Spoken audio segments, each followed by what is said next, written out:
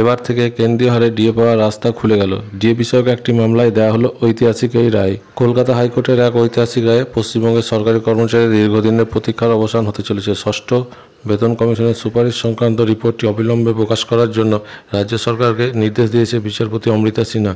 Unity ফোরামের আহ্বায়ক শ্রী দেবব্রত হালদারের করা এই মামলার রায়ের খবরটি রাজ্যের হাজার হাজার কর্মীর মনে নতুন করে আশা সঞ্চার করেছে। মামলার বিবরণ ও আদালতের নির্দেশ। বিচারপতি অমৃতা সিনহার এজলাসে এই গুরুত্বপূর্ণ মামলাটির শুনানি অনুষ্ঠিত হয়। আদালত স্পষ্টভাবে রাজ্য সরকারকে দুটি নির্দেশ দিয়েছে। ষষ্ঠ বেতন কমিশনের সম্পূর্ণ রিপোর্টটি অবিলম্বে অনলাইনে আপলোড করতে হবে এবং দ্বিতীয়টি হচ্ছে রিপোর্টের একটি কপি মামলাকারী অর্থাৎ ইউনিটি ফোরামকে হস্তান্তর করতে হবে। আদালত আরও মন্তব্য করে যে এই ধরনের গুরুত্বপূর্ণ একটি নথি এতদিন ধরে অপ্রকাশিত রাখা হয়েছে এটা অনুচিত নয়, বরং কর্মীদের প্রতি এক ধরনের অবিচার। ইউনিটি ফোরামের লড়াই ও কর্মীদের অধিকার। শ্রী দেবব্রত হালদার জানান যে প্রায় এক দশক ধরে রাজ্যের কর্মীরা এই রিপোর্টের জন্য অপেক্ষা করছে। তাদের মতে এই রিপোর্টে কর্মীদের মহার্ঘ ভাতা অর্থাৎ ডিএ এবং বাড়ি ভাড়া অর্থাৎ এইচআর সংক্রান্ত গুরুত্বপূর্ণ তথ্য রয়েছে যা তাদের আর্থিক অধিকারের সঙ্গে জড়িত।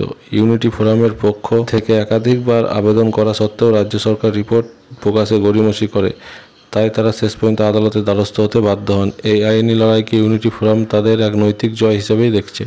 সরকারের অবস্থান ও ভবিষ্যৎ পদক্ষেপ। শুনানিতে রাজ্য সরকারের আইনজীবী জানান যে আদালতের নির্দেশ পেলেই তারা রিপোর্ট প্রকাশ করতে প্রস্তুত।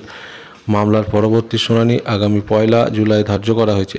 এই রায়ের ফলে এখন সব নজর রাজ্য সরকারের পরবর্তী পদক্ষেপের দিকে।